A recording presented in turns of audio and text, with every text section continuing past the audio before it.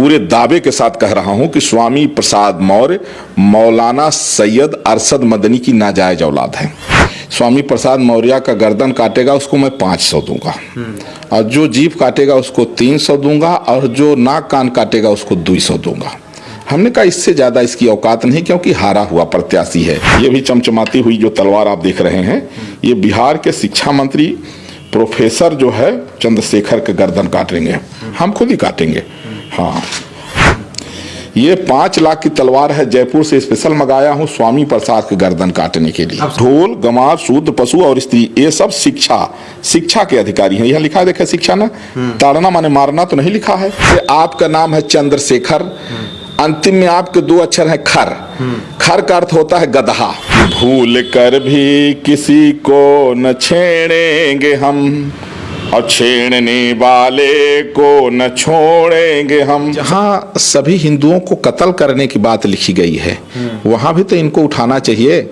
अब हम तो स्वामी प्रसाद मौर्य से ये भी पूछना चाहेंगे कि अभी कुछ दिन पहले एक मामला सुप्रीम कोर्ट पहुंचा था, और वो मुसलमान के द्वारा पहुंचा था। एक मुसलमानों के अगुआ वहां लेके गए थे, और बाकायदा वो प्रूफ लेके गए थे, कहे कि ये कुरान में जो 27 खूनी आयतें हैं, इसी के कारण दुनिया में जितने आतंकवादी हैं यही पढ़ करके, कुरान पढ़ के, यही 27 कुरान की आयत पढ़ के आतंकवादी बन रहे हैं। या और जितनी दुनिया में आतंकवादी संगठन सारे मुसलमानों के हैं, और सारे आतंकवादी मुसलमान ही हैं।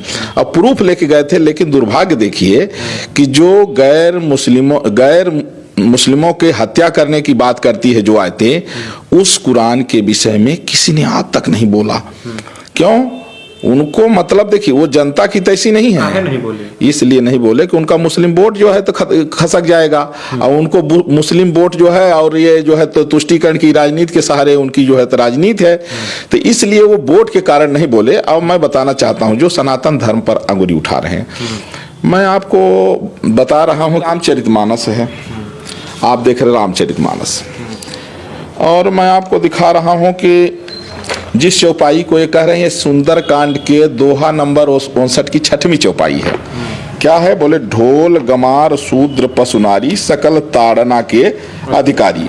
अब ताड़ना का अर्थ कोश वो नहीं पढ़े, कोश में लिखा गया है ताड़नम शिक्षणम। ताड़ना का मतलब है शिक्षा। अब आप देखिए, इसमें ये आप देख सकते हैं ना, ये आपका है 59, दोहा नंबर 59, ठीक है ना।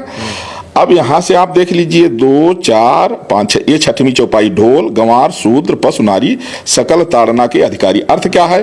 ढोल, गंवार, शूद्र, पशु और स्त्री, ये सब शिक्षा के अधिकारी हैं। यह लिखा है, देखा शिक्षा ना, ताड़ना माने मारना तो नहीं लिखा है, तो ताड़ना का अर्थ शिक्षा लिखा। जैसे सैंधव का मतलब घोड़ा भी होता है, और सैंधव का मतलब नमक भी होता है, ठीक है ना। तो जहां नमक की जरूरत है वहां घोड़ा का काम नहीं है। लेकिन यहाँ ताड़ना का अर्थ कोश में, संस्कृत में भी जो है शिक्षा है, हिंदी में भी शिक्षा का है। अब उस चीज को, चूंकि ये पढ़े लिखे तो है नहीं, मैं चैलेंज करता हूं कि रामचरितमानस को कोई शुरू से अंत तक एक बार पढ़ ले ठीक से, और पढ़ने के बाद वो उसमें एक कमी निकाल दे तो मैं उसको 1 करोड़ का इनाम दूंगा।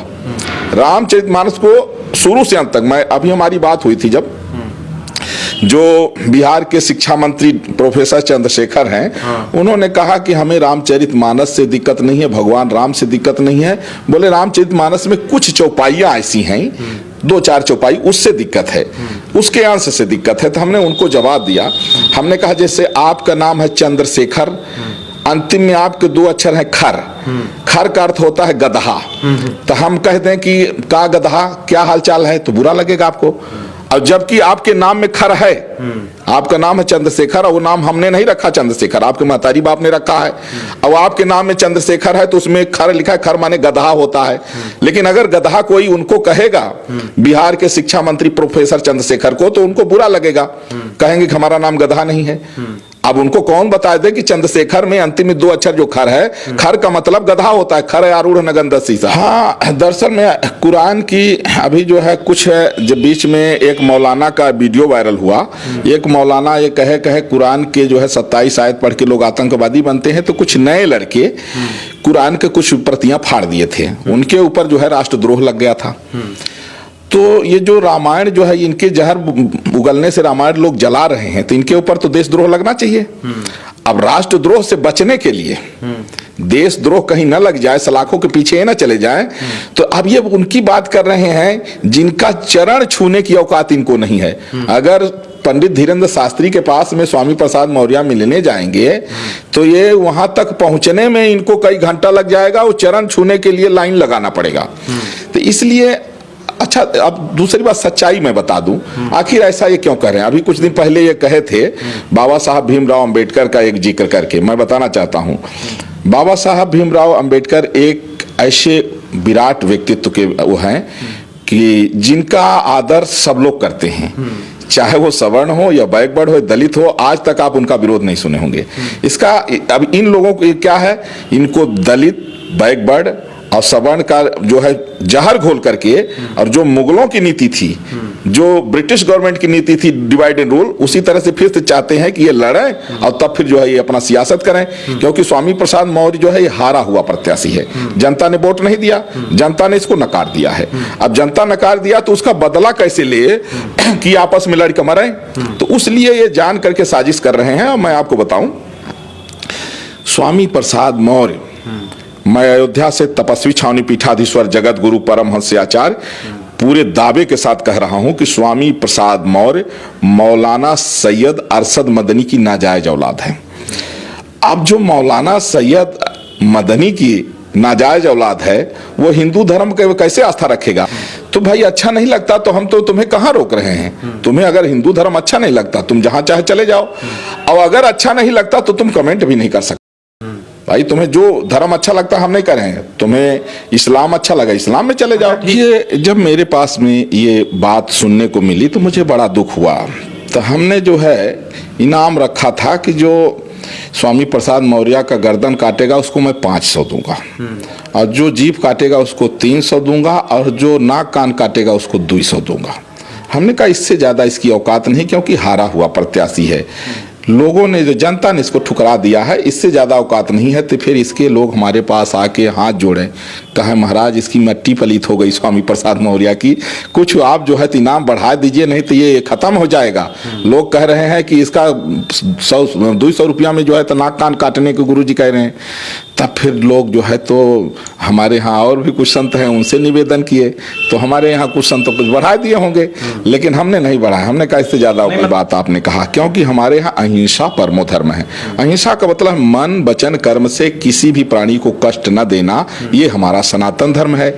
लेकिन अगर कोई माने सनातन धर्म को मिटाने की अगर साजिश करे, अगर कोई जो है तो हमारे धर्म शास्त्रों की निंदा करे, तो धर्म हिंसा तथैव च, वहां उसको जो है ना मार देना ही जो है अहिंसा। जैसे हम बता दें, हनुमान जी से बड़ा कोई साधु होगा नहीं, लेकिन हनुमान जी जब गए, भगवान श्री राम ने बड़े प्रेम से कहा हनुमान काज हमार तास हित होई, रिपसन करे बत कही सोई। बोले हमारा काम भी हो जाए, उसका भी भला हो जाए। हनुमान जी ने बहुत प्रयास किया समझाने का, लेकिन कहा विनाश काले विपरीत बुद्धि, उसको नहीं समझ में आया।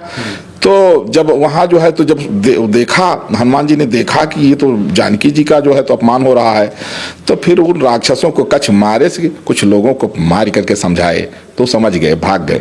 अब कुछ नहीं समझे तो मर्दे से मैं एकदम ऐसा मारे हाथ पांव टूट गया। अब कुछ तो जो ज्यादा बदमाशी कर रहे हैं, कुछ कहते हैं कछ मारिस कछ मर्दिस कछ मिलाए से धर धूल, कुछ को तो ऐसा कि धूल में मिला दी हड्डी पसंद। मतलब क्या है, मतलब साधु संत का मतलब केवल भीख मांग करके और बिल्डिंग बना लेना और ये सब नहीं। साधु संत का मतलब ये होता है धर्म के लिए जीना और धर्म के लिए मरना। तो हमारा काम यह है कि हम अन्याय करेंगे नहीं, अन्याय सहेंगे नहीं, अन्याय करेंगे नहीं, अन्याय सहेंगे भी नहीं। तो ये मौलाना सैयद अरशद मदनी की नाजायज औलाद स्वामी प्रसाद मौर्य, ये जब पैदा हुआ तो इसकी महतारी को बड़ा शर्म लगा। तो उसने क्या किया, उसने इसका नाम रखा स्वामी प्रसाद मौर्य, और कह दिया कि बेटवा नहीं हो रहा था। वो चली गई थी उसके पास झरवाने।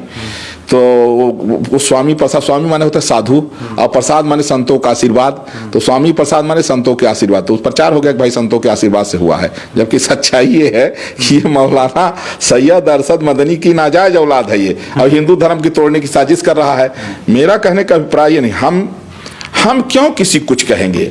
हम साधु संत हैं, हम किसी का अपमान नहीं करना चाहते हैं, लेकिन हमारे धर्म ग्रंथों की अगर कोई निंदा करे, वो भी जो चीज नहीं है उसको गलत अर्थ बता के, तो हमने तो शिक्षा मंत्री को भी कहा, अब ये देखिए जो है, ये मैं 5 तलवार मंगाया। ये जो तलवार है, ये आप देखे होंगे आम आदमी पार्टी के एक ठे है गौतम गंभीर करके, वो जहां तहां संकल्प दिलाता है कि राम को नहीं मानेंगे, कृष्ण को नहीं मानेंगे, और रामायण पर टिप्पणी किया। ये चमक रहा है ना, देख रहे हैं, उसके लिए है कि इससे उसका गर्दन कलम होगा। और ये शिक्षा मंत्री आप देखे होंगे जो बिहार वाला है, नाम उसको शिक्षा मंत्री का पद मिल गया है, लेकिन हिंदी भी नहीं बोल पाता, दुर्भाग्य है। अरे कम से कम मातृभाषा तो जानो। ये भी चमचमाती हुई जो तलवार आप देख रहे हैं, ये बिहार के शिक्षा मंत्री प्रोफेसर जो है चंद्रशेखर के गर्दन काटेंगे, हम खुद ही काटेंगे। हाँ, और हमारे लोग लग गए हैं, लोग सब देख रहे हैं इनकी हरकतें। अभी हम कह रहे हैं कि अगर ये क्षमा मांग लें तो हम छोड़ देंगे। और ये 5 लाख की तलवार, ये 5 लाख की तलवार है, जयपुर से स्पेशल मंगाया हूँ स्वामी प्रसाद के गर्दन काटने के लिए। अब साधु, क्या बात, आप बहुत सही कह दिए कि साधु संतों का काम माला फेरना है, और धर्म पर संकट आए तो भाला भी उठा लेना है। तो अब ये आप जो 5 लाख की तलवार, इसकी विशेषता आप जानते हैं, इसमें जो है कई तरह के पॉइजन शोधित है। अगर जरा सा टच हो जाए तो आदमी बचेगा नहीं, और मिनट नहीं सेकंडों में प्राण तड़प के निकल जाए, उस तरह के इसमें देखिए ये जो लगा है ये ब्लैक, ये सब पॉइजन शोधित है। ये तो अपना काम ये है धर्म की रक्षा, हमारा काम, हम सबको सतमार्ग का उपदेश करते हैं और वसुधैव कुटुंबकम का प्रचार करते हैं। हम लोगों का सिद्धांत है कि भूल कर भी किसी को न छेड़ेंगे हम, और छेड़ने वाले को न छोड़ेंगे हम किसी को छेड़ेंगे नहीं, लेकिन हमारी आस्था पर कोई कुठाराघात करे उसको छोड़ेंगे भी नहीं। जैसे हमारी सेना हम देश की रक्षा के लिए है, लेकिन अगर आतंकवादी घुसता है तो मारती है कि नहीं मारती है? आतंकवादी को मारती भी है। उसी तरह से साधु संत क्या होते हैं, देशवासियों के रक्षा के लिए, धर्म की रक्षा के लिए हम लोग एक सैनिक की तरह हैं कि जो सही मार्ग पर चल रहा है उसके लिए जान हाजिर है, और जो गरीबों को, निर्दोषों को सता रहा है, जो माताओं बहनों बेटियों का अपमान कर रहा है, जो सनातन धर्म के धर्म ग्रंथों की अवमानना कर रहा है, और जो गोहत्या का समर्थन कर रहा है, ऐसे लोगों को सबक सिखाने के लिए माला के साथ भाला भी हम लोगों के, ये हमारी, आप देखे होंगे हमारे राम जी, उनके संकल्प से वो चाहते तो रावण को मार देते, लेकिन बाण धनुष चलाए सिखाने के लिए। हमारे कृष्ण भगवान देखिए बंसी बजाते थे, सुदर्शन भी चलाते थे। और आप देखिए दुर्गा जी को देखिए, काली माता को देखिए, और देखिए राक्षसों को वध कर रही हैं। हनुमान जी को मार गदा राक्षसों को मुंह फोड़ देते थे। तो देखिए हिंदू जब जब बटा है तब तब हिंदू कटा है। जब इन लोगों का काम था इनको बांटना, अगर हिंदू एकजुट हो जाए तो दुनिया में कोई ताकत नहीं है जो सनातन धर्म की ओर जो है अंगुली उठा दे। ऐसा होता है, जब आप देखेंगे कुएं का जो मेढक होता है तो उसको संसार उतना ही दिखाई पड़ता है। इस्लाम के जो है सबसे पहले जो है पैगंबर जो है पैगंबर मोहम्मद हुए, और जो लगभग 1400-1500 वर्ष पहले हुए, तो उनको तो वही दिख रहा है, क्योंकि वो इस्लाम का जो है ना उनको उतना ही दिख रहा है। अब उनको ये नहीं पता है कि दुनिया की सर्वप्रथम धार्मिक पुस्तक ऋग्वेद है। ये पढ़ाया जाता है बच्चों को, जनरल नॉलेज बताया जाता है। क्यों नहीं कोई कुरान को बता दिया? पहले तो ये मदनी को हम कह रहे हैं कि ये जा करके पहले जो है तो जो लोग हैं उनको शिक्षा में ये कहें कि दुनिया की सबसे पहली पुस्तक जो है तो कुरान है। क्यों नहीं कर रहे हैं भाई? उनको आपत्ति है तो उनको आंदोलन करना चाहिए, कहना चाहिए। सारी दुनिया में किसी भी कहीं भी आप पूछिए, मैं भारत के अलावा भी कर रहा हूँ कि पूरे ऑल वर्ल्ड में सब जगह लोग जनरल नॉलेज में यही पढ़ते हैं कि दुनिया की सर्वप्रथम धार्मिक पुस्तक ऋग्वेद, जो हमारे सनातन